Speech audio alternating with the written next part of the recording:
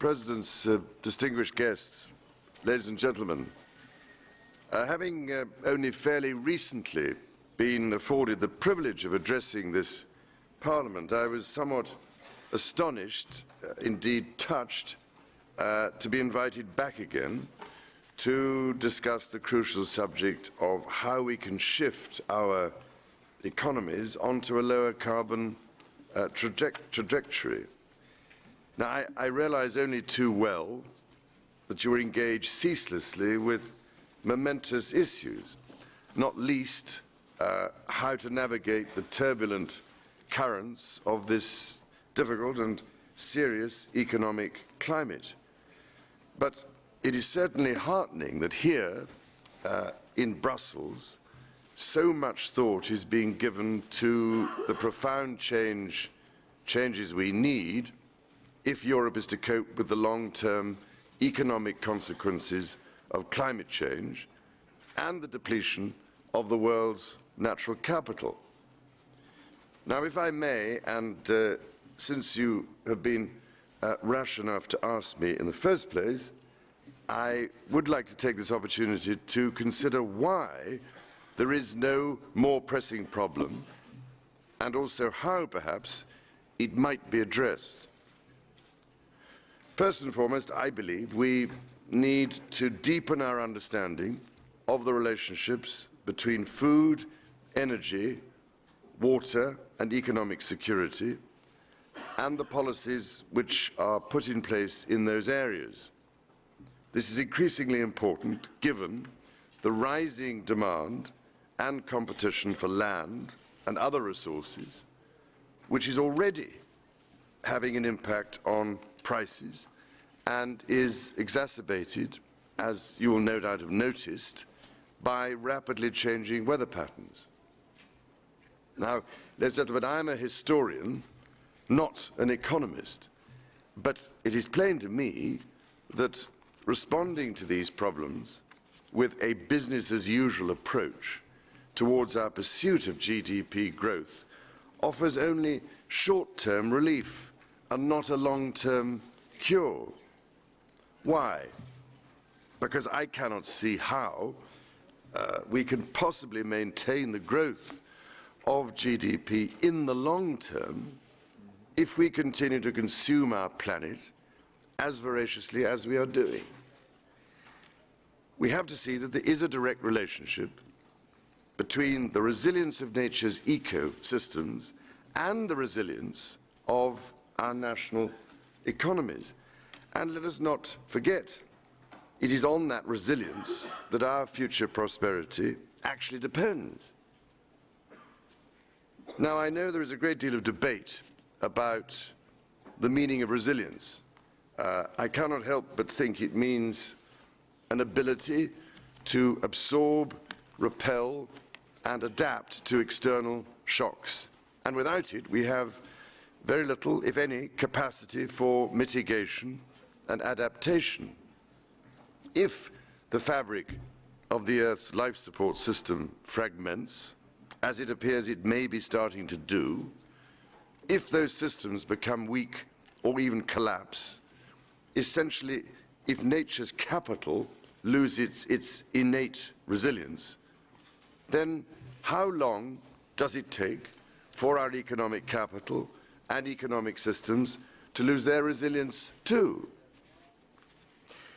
A graphic example of this, ladies and gentlemen, is found in the fate of the world's rainforests. Having already felled or burned a third of the world's tropical rainforests in the last 50 years, 6 million hectares of rainforest continue to disappear every year. That, of course, is the equivalent area of nearly 24,000 football pitches every day.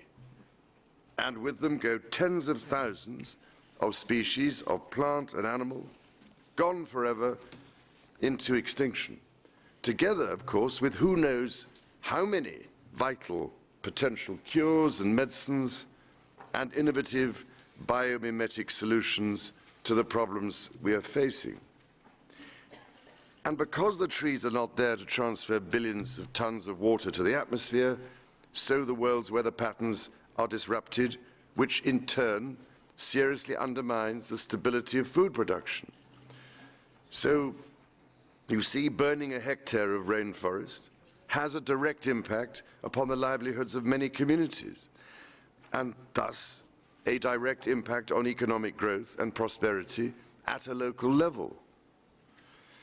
This has been underlined in recent days by the discovery that the once-in-a-100-year drought, that by the way has now occurred twice in 5 years, has killed so many trees in the Amazon that the depleted forest may be becoming a source of greenhouse gas rather than a store. Stopping deforestation is not a lifestyle choice. It is an absolutely critical part of any low-carbon growth plan. If we fail to address this problem, despite everything else we might do, there is no answer to climate change. Neither is there, surely, any way round the fact that we have to move away from our conventional economic model of growth, based as it is on the production and consumption of high carbon intensity goods.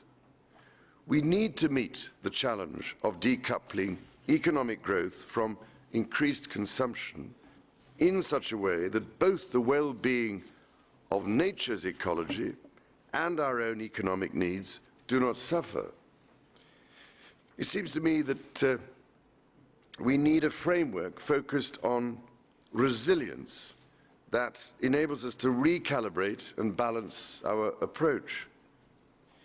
If we do not think about creating such a framework and resolve that central dilemma soon, then I fear we are in for a very rough ride indeed. The trouble is that we do not have the luxury of failure, and success will be in building low-carbon industries that provide not only substantial economic opportunity, but also a means to ensure Europe's competitiveness. Now, there are happily some encouraging signs of progress. I've followed closely and have been very encouraged by the Strategic Energy Technology Plan, which aims to transform the entire European energy system, how we source it, produce it, transport and trade it. I mean, this is a big step towards making low-carbon technologies affordable and competitive, and therefore a market choice. In fact, if I may say so, with this particular initiative, you have offered a very encouraging example to the rest of the world. I know only too well the difficulties you must have encountered in mustering support for the EU target of reducing greenhouse gases by 20% by 2020. But climate scientists, by the hundreds, are warning that if we are to avert the worst consequences of climate change, we have to reduce CO2 emissions by at least 50% by 2050. That could only mean your 2020 target has to be a minimum ambition. I know that many in the EU aspire to agree a target of reducing greenhouse gases by 30%, and I can only applaud their efforts. Ladies and gentlemen, let us not forget that the oil-dependent, high-input, industrialized form of agriculture, which now dominates food production around the world, ties food prices firmly to the price of oil. One study estimates that a person on a typical Western diet is in effect consuming 4.4 litres of diesel per day. And this factor helped push the FAO's food price index up last December to its highest level since it was created in 1999. We should also bear in mind that we live in a world where 1 billion people go hungry and another billion are nutritionally deficient, while yet another billion suffer from the health impacts of overeating and obesity, mostly in richer countries, where billions of dollars worth of food are also wasted and thrown away every year. At the same time, in the developing world, around 40% of agricultural produce is wasted before it even gets to market. Poor land management means that yields are frequently at only 40% of capacity. This is surely an insane situation. And sadly, our highly intensive form of agriculture also affects our marine environment, as nutrient enrichment caused by agricultural runoff is becoming a major issue for marine health. As you will know better than I, nutrient enrichment leads to algal blooms which cause significant depletion of dissolved oxygen levels in the water and so create dead zones that are uninhabitable to fish. The UNEP's Global Environment Outlook report in 2004 cited over 140 dead zones worldwide, among the largest and most famous being the one that occurs annually in the Gulf of Mexico due to runoff from the US Corn Belt. In 2002, this particular dead zone was estimated to be the size of Massachusetts. Furthermore, and I have to say not very encouragingly, a recent report from Denmark suggested a possible scenario where a combination of higher temperatures and increased levels of carbon dioxide leads to a rise in these persistent dead zones from just under 2% of oceans today to in excess of 20% by 2100. Now, it is perhaps worth noting that 25% of the carbon dioxide we emit is absorbed by the oceans.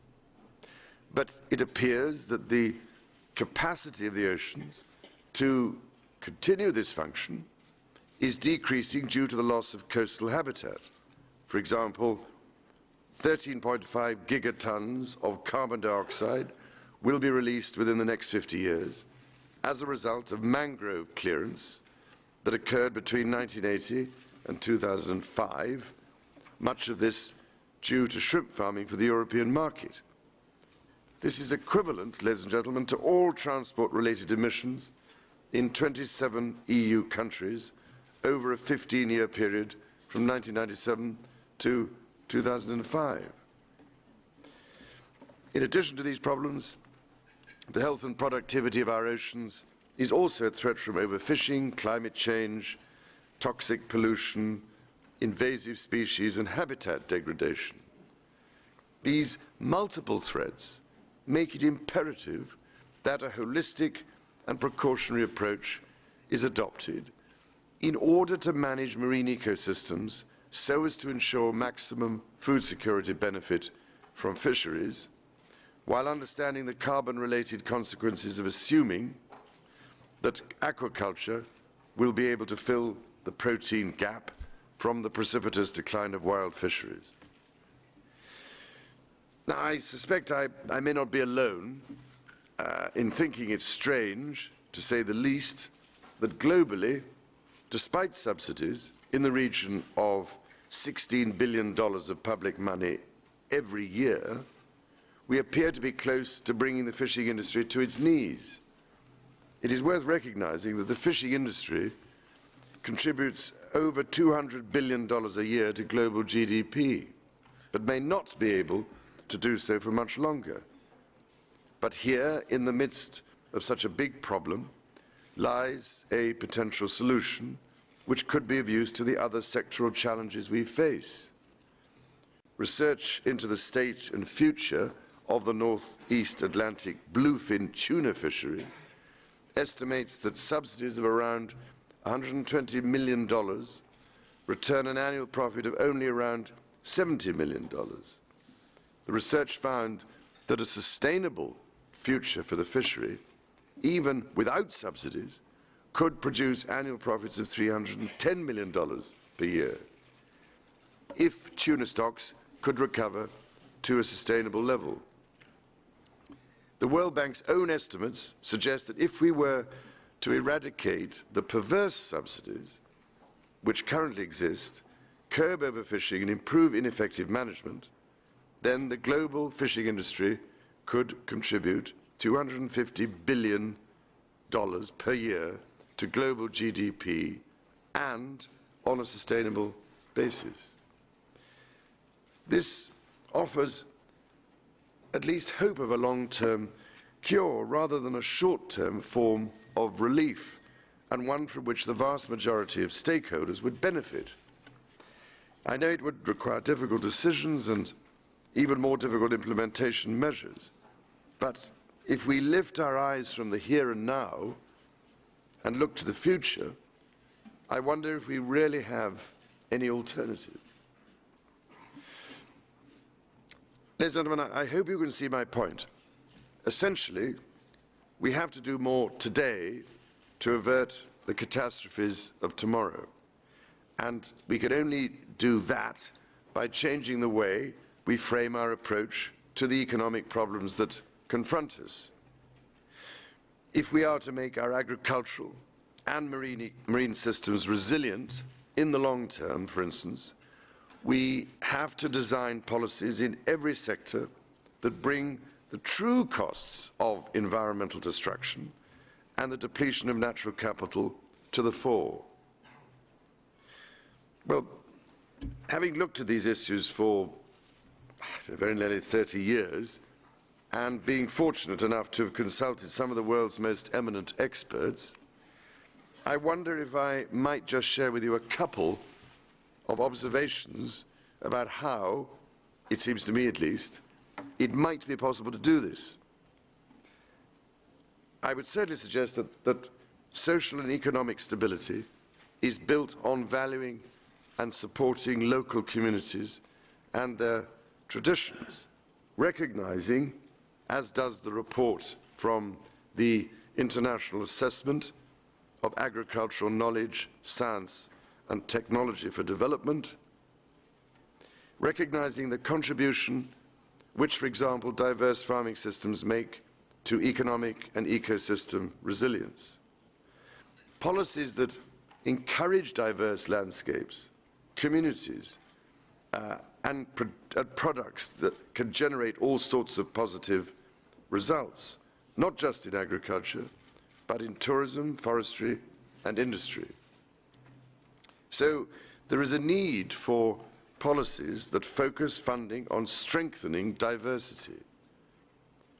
Might there be, perhaps, benefit in public finance being more specifically directed using smart subsidies? The aim would be to target a diversity of production in more specific ways while protecting public goods. This is vital if we are to strengthen the resilience of our agriculture, marine and energy systems so that they can ensure supply and thus withstand those sudden shocks on international markets which are bound to come our way given the impact of climate change.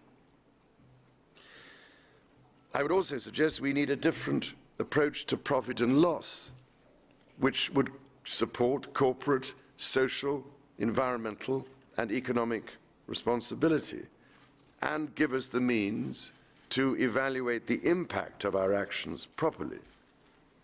This was, incidentally, what drove me to set up my Accounting for Sustainability project 6 years ago. The aim was to develop a new approach to business reporting which reflects the interconnected impact of financial, environmental and social elements on an organization's long-term performance. And I must say I am delighted that an increasing number of organizations, including the British government and international groups like EDF, EDF Energy, HSBC and Aviva, are adopting this system of integrated reporting. In fact, last year, I expanded the project by launching an international group supported by many of the world's accounting and standard-setting bodies, as well as many major international accounting firms, stock exchanges, and the UN.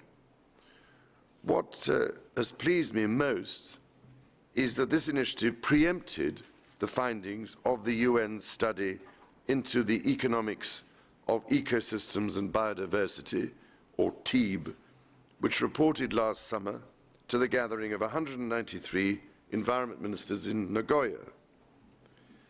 Having conducted a global assessment of the multi-trillion-dollar importance to the world's economy of the natural world, it called for the present system of national accounts to be upgraded rapidly so they include the health of natural capital and thereby accurately reflect how the services offered by natural ecosystems are performing. Underpinning any new framework, undoubtedly, is the need for an integrated set of long-term public policies and instruments to encourage a green economy.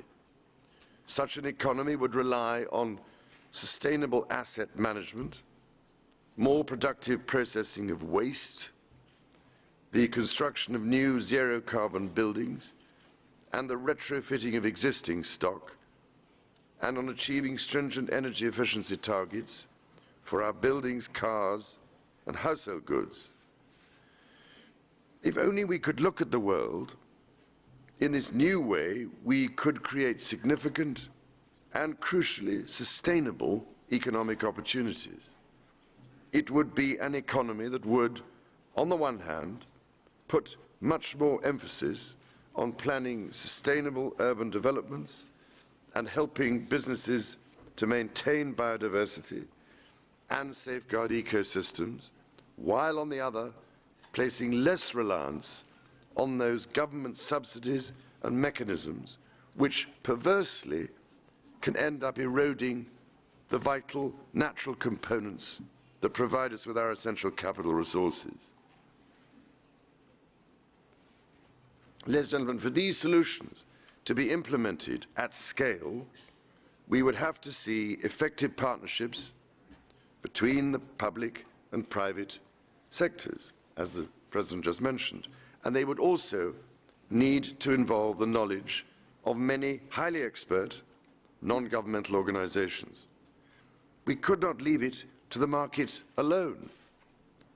Long-term public sector policies need to be coherent and consistent in order to create an environment which is conducive to private sector investment. Only in this way will the private sector be prepared to commit investment capital.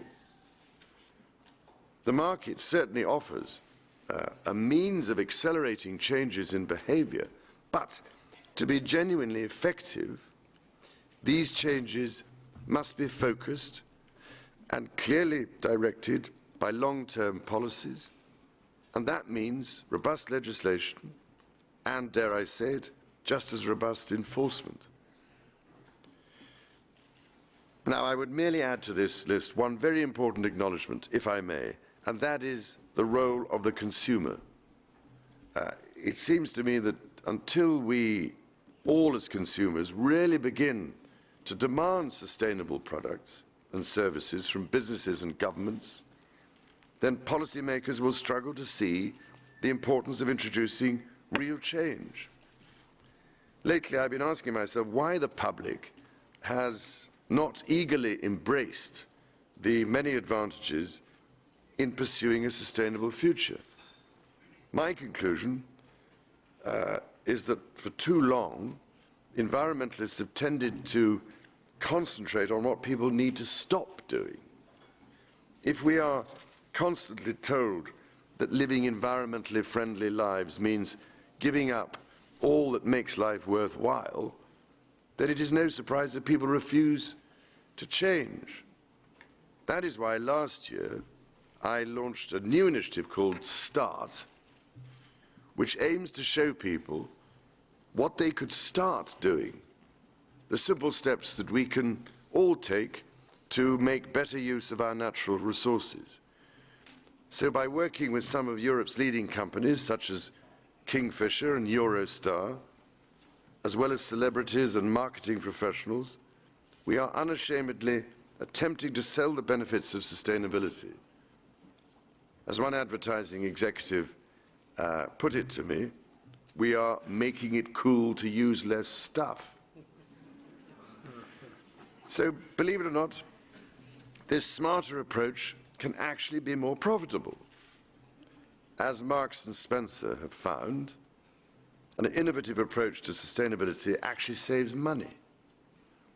Now, I have to say, this process has not exactly been helped by the corrosive effect on public opinion of those climate change skeptics who deny the vast body of scientific evidence that shows, beyond any reasonable doubt, that global warming has been exacerbated by human industrialized activity. Their suggestion that hundreds of scientists around the world, and those who accept their dispassionate evidence, including, presumably, ladies and gentlemen, myself, who, rather ironically, am constantly accused of being anti-science, are somehow unconsciously biased, creates the implication that many of us are somehow secretly conspiring to undermine and deliberately destroy the entire market-based capitalist system which now dominates the world.